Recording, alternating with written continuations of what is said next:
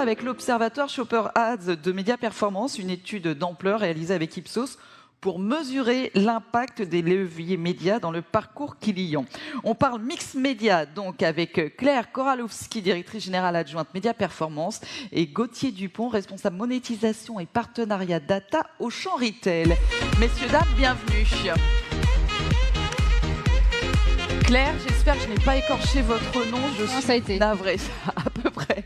C'est à vous, merci. Merci. Alors, on est ravis d'être devant vous aujourd'hui, effectivement, pour parler du mix média d'activation shopper. Quels sont les meilleurs touchpoints on et off pour développer vos ventes en GSA et particulièrement chez Auchan? Oui, bonjour à tous. Oui, donc on va parler effectivement mix média. On va parler aussi retail média. On en a un peu parlé tout à l'heure. Et donc le retail média, c'est quoi? C'est en gros tous les points d'activation que les retailers peuvent vous mettre à disposition. On a parlé tout à l'heure avec Christophe de Cdiscount. C'est beaucoup sur le digital, on le sait. Faut pas oublier aussi qu'avec des acteurs tels que Auchan, c'est le magasin. Donc avec voilà du print en magasin, de la PLV. Ça peut être aussi, comme vous le voyez sur les écrans, des écrans digitaux. Et donc, bien sûr, aussi le digital avec les sites des distributeurs, par exemple. Donc ça, c'est un peu le centre de la discussion. Ça va être le retail média. Claire, je pense qu'on a fait donc une étude qui va parler aussi de ça. Alors tout à fait, on a voulu interroger 1500 Français, on l'a fait avec l'Institut Ipsos, pour comprendre l'ensemble des touchpoints qui allaient influencer leur parcours d'achat. On va bien parler des achats alimentaires et on s'est intéressé particulièrement à 6 catégories: la beauté, l'hygiène, les produits d'entretien, les produits frais, l'épicerie et la boisson. Et on va partager ensemble aujourd'hui des enseignements multicatégories. Alors, avant de rentrer dans le détail de l'étude, il semble important de comprendre qu'est le consommateur en 2022. Alors, j'ai une première question, Gauthier. Où les Français font-ils leurs courses ? Alors, je vais répondre pour Auchan. Où les Français font leurs courses alimentaires en ce moment. Donc, on va montrer les chiffres de 2021, puisque on a 11% de notre base client qui effectue ses achats uniquement en digital. On a à peu près la même proportion qui sont justement les clients omnicanaux dont on va parler aujourd'hui, donc qui mixent des parcours digitaux et des parcours en magasin. On a encore 78% de clients qui sont uniquement magasins. Donc ça, c'est un peu pour donner des chiffres sur 2021. Alors, on dit que la crise sanitaire a fortement accéléré la transformation digitale. Et justement, quelle accélération vous constatez chez Auchan ? Donc, si on regarde par rapport à 2019, on met 2020 un peu à part, puisque c'était quand même une année assez atypique. On se rend compte que la croissance, forcément, vous le savez tous, se fait sur le digital. Ce qui est un peu plus intéressant ici, c'est qu'on voit que la croissance se fait beaucoup plus sur les clients omnicanaux, avec une croissance de 18% par rapport à 2019, quand la croissance sur les purs clients web n'est que, entre guillemets, de 8%. Alors, si je regarde ces chiffres, on peut le lire aussi quelque part qu'un Français sur 5 fait au moins ses courses en ligne chez Auchan. Donc, pour moi, c'est un constat forcément impactant pour une stratégie d'activation et de médiatisation. Oui, tout à fait, surtout que la valeur de ces clients omnicanaux, elle est vraiment importante. Vous le voyez ici sur le slide, un client omnicanal dépense 2,4 fois plus qu'un client non omnicanal, donc une valeur client très très forte. Et si on le regarde autrement, c'est à peu près un client omnicanal nos clients omnicanaux, représentent à peu près un quart du chiffre d'affaires de Auchan. Donc ce qui montre que ces clients doivent être vraiment regarder et comprendre leurs attentes. Claire, si on en revient à l'étude, quelles sont les... Alors déjà, première question, comment les clients préparent leurs courses ? Alors effectivement, on va s'intéresser à la préparation de courses d'un point de vue actif du consommateur. Donc pas d'étonnement, les Français à 69% vont élaborer une liste de courses, qu'elle soit print ou digitale. À 70%, les Français savent déjà le produit et la marque qu'ils veulent acheter. Et là, c'est une nouveauté qu'on constate dans l'étude, même si on savait que le digital montait en puissance. Aujourd'hui, on a plus de Français qui préparent leurs courses grâce au digital que grâce au prospectus. Donc 22% de Français vont préparer leurs courses par des recherches sur le digital, versus 15% qui vont effectivement feuilleter le prospectus. Et donc, on voit ici que ça confirme l'intérêt pour les distributeurs de digitaliser leur prospectus. Il y a beaucoup de choses qui sont faites chez Auchan ou ailleurs. Et donc, de réfléchir aussi sur la préparation de courses, à essayer de trouver des touchpoints complémentaires au prospectus, puisque le prospectus existe encore toujours, mais donc complémentaires et dès le at-home, en fait, ce qui est très important. Tout à fait. Alors justement, si on revient en quelque part dans cette préparation de course, qu'est-ce que le consommateur va faire à domicile pour préférer ou choisir une marque? Alors si on revient justement sur ces 70% de Français qui disent déjà savoir la marque qu'ils veulent acheter, alors 59% le savent et ne vont pas changer d'avis. 12%, c'était ceux qui savaient et qui vont changer d'avis. Donc là, on sait qu'on peut agir. Et il y a 30% de toute façon qui sont indécis, sur lesquels, effectivement, l'ensemble des touchpoints vont fortement agir. Alors, si on regarde les insights aujourd'hui, sur lesquels, effectivement, qui peuvent donner une préférence de marque ou de produit. Alors, je ne vais pas revenir sur le prix et la notoriété de la marque, qui sont quand même les insights les premiers qui remontent, mais il y a des nouveaux insights qui apparaissent. Je pense que le premier insight intéressant à regarder, c'est que 57% des Français vont s'intéresser à l'absence de produits controversés, d'ingrédients controversés dans le produit. Donc là, on voit vraiment les démarches actives d'aller se renseigner sur les sites, se renseigner sur les applications mobiles pour vraiment comprendre qu'est-ce qu'il y a derrière le produit. Après, on a un trio, mais dans ce trio gagnant, à 45%, on va avoir des avis, des notes et avis clients. Donc, on parle bien de courses alimentaires. Ça veut dire que le consommateur français va lire des notes et avis pour faire un choix de marque. Le deuxième, effectivement, c'est la promo. Donc là, pas de nouveauté, on sait qu'il y a toujours une appétence à la promo. Et le troisième, c'est justement le retail média, le média en magasin, les mises en avant qui vont être regardées à 45% pour choisir un produit. Et enfin, l'effet nouveauté toujours présent, 26%, ça va être effectivement quelque chose de regarder pour choisir une marque ou un produit. Ce que je retiens moi ici, c'est que via le retail média, on travaille beaucoup les nouveautés, les promos, c'est des choses qu'on fait très régulièrement. Je pense qu'il faut aussi donc penser au contenu de ces messages et peut-être aller aussi sur du contenu un peu plus sur le produit. Sur les avis clients, il y a des choses qui commencent à être faites. Et donc voilà, penser contenu aussi sur le retail média. Concernant les médias justement, quels sont, Claire, les médias les plus adaptés à cette influence?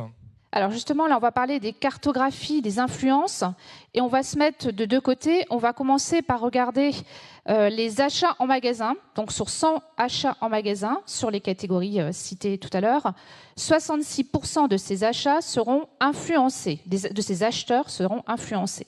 Comment ils seront influencés? Ils seront influencés à 62% par des touchpoints offline, et on verra les touchpoints offline, c'est magasin, mais c'est aussi du média dans la vraie vie, et à 34% par des touchpoints digitaux. Et il faut savoir que le commun, c'est que 30% vont être influencés par du digital et du magasin, donc je parle bien de 30% d'acheteurs magasins qui vont être influencés par les deux canaux. Alors, si on regarde justement le tiercé quelque part gagnant de ces touchpoints d'influence, encore une fois, on est sur les influences des acheteurs magasins. Alors, les premiers touchpoints d'influence, c'est le média magasin, 43%. Le deuxième, on va voir le contenu offline. Donc là, c'est la lecture d'un article qui parlait d'une marque ou voir dans la vraie vie, j'ai goûté le produit chez un ami. Donc, ça va forcément influencer mon prochain achat. Et on retrouve le prospectus dans cette partie offline. Si on regarde les touchpoints d'influence online, on a le contenu online qui est en 25%. Donc là, on retrouve les réseaux sociaux, les sites de marque qui vont effectivement influencer les achats magasins. Le deuxième, on est sur le média online. Donc là, tant le média effectivement adressé, en tout cas ciblé en programmatique que diffusé de façon massive. Et puis le dernier, le média adressé. Donc on retrouve le SMS, le push de notification et l'email. Ok, donc ça c'est sur les acheteurs en magasin physique et je pense que tu as les mêmes résultats sur les acheteurs digitaux. Tout à fait. Alors maintenant, on va regarder donc la cartographie des influences des acheteurs digitaux. Alors, pareil, sur 100 acheteurs online, 73% sont influencés. Tout à l'heure, c'était 66 en magasin. Donc on se rend bien compte que les acheteurs online sont plus influencés par les médias. Si on regarde justement par quel touchpoint ils sont influencés, à 55% par des touchpoints offline. Et on va y revenir tout à l'heure. On va vraiment découvrir l'effet différé des médias. Potentiellement, je peux avoir vu quelque chose en magasin, je ne l'achète pas et je vais l'acheter en ligne derrière. Donc on a vraiment ce côté impact du magasin, même sur les achats en ligne. Et effectivement, à 63%, ils vont être impactés aussi par les touchpoints digitaux. Là, on sait de toute façon qu'on reste sur le même device. Et si on voulait connaître le commun, 46%. Donc là, le point important, c'est qu'il y a une forte influence du double média on et off sur les achats online. Alors, si on regarde le tiercé, effectivement, des touchpoints, la première influence des achats online, c'est le retail média. Donc effectivement, je pense qu'on vient d'avoir des interventions, il y en a encore cet après-midi. Le retail média, 54% d'influence. Donc on parle bien des bons de réduction, du display, de tout ce qui est on-site au moment de l'achat. Le deuxième, c'est le contenu online. Donc là, c'est effectivement les sites de marque, les réseaux sociaux, toutes les prises de parole avec du contenu, pas forcément, encore une fois, c'est important, c'est pas du prix de la promo, c'est du contenu de marque online. Et le troisième, c'est le média online. Donc là, on est bien dans le display, la vidéo, dans l'écosystème online. Si on regarde les touchpoints offline qui influencent le digital, alors le premier, c'est le contenu offline. Donc c'est effectivement les fameux soit articles, soit effectivement vous l'avez par exemple testé chez un ami. Le deuxième, c'est le mass média. Donc là, on va effectivement retrouver la télé qui va influencer les achats online. Et puis le média magasin. Donc encore une fois, c'est le fameux côté différé. Je suis passé en magasin, j'avais mis une mise en avant, j'ai vu un stop rayon. Ça a un impact pour mon achat online derrière. Ok, ce que je retiens moi de ces deux slides, c'est que l'omnicanalité, elle se voit aussi dans l'influence, et donc il faut influencer les consommateurs online et offline. Le retail média, bien sûr, le permet. Ce que je retiens aussi, c'est que il y a des médias de masse, mais aussi des médias ciblés. Tout à fait. Alors, justement, les médias ciblés et les médias adressés, on va voir, sont performants et sont pertinents, quelles que soient les influences magasins ou online. Et on sait très bien que, de toute façon, on n'a pas les mêmes profils de consommateurs. Donc, moi, je vais déjà m'intéresser, c'est quoi votre profil de consommateur client omnicanal chez Auchan ? Alors chez Auchan, alors déjà grâce à la carte de fidélité et toutes les datas qu'on récupère sur le client, donc on peut observer ce profil client de manière certaine. Ce qu'on voit pour les clients omnicanaux, c'est que c'est plutôt des personnes en couple avec des enfants, donc un peu plus jeunes. C'est aussi des personnes ce qu'on appelle plutôt qui habitent en zone périurbaine et avec du pouvoir d'achat un peu plus important que la moyenne. Donc c'est vraiment des clients très importants pour une marque telle que Auchan, mais aussi je pense pour les marques qui distribuent chez Auchan. Sur les clients influencés, est-ce que tu as à peu près le même profil ? Alors c'est ça, c'est vrai que sur les clients influencés, forcément, en fonction de s'ils sont influencés par du digital ou par du magasin, ou voire les deux, et si en plus ils sont acheteurs magasin ou acheteurs digitaux, voire acheteurs des deux, on n'a pas les mêmes profils. Alors je vais exprimer effectivement quand même l'influencé digital, acheteur digital. C'est là qu'on va le retrouver un peu plus masculin qu'ailleurs et un peu plus urbain qu'ailleurs. Mais c'est vrai que je pense que ce qu'il y a à retenir, c'est quand on voit des typologies de profils assez différents, on a une arme qui a été annoncée déjà tout à l'heure, c'est la data, pouvoir être pertinent dans les ciblages de nos campagnes. Oui, tout à fait. Il faut utiliser la data des retailers et plus particulièrement celle d'Auchan. En conclusion, je pense qu'on a démontré grâce à l'étude qu'il était important de mixer les différents canaux de vente que les retailers mettent à votre disposition, donc que ça soit sur le digital avec les espaces publicitaires des retailers, grâce à la data peut-être en dehors des sites des retailers, ce qu'on appelle l'extension d'audience, mais aussi en magasin avec des touchpoints tels que le print, les écrans DOH, les tickets de caisse, donc les bons de réduction, etc. Il y a une multitude de touchpoints qui vont accompagner la customer journey. Et aussi combiner donc le digital et le offline.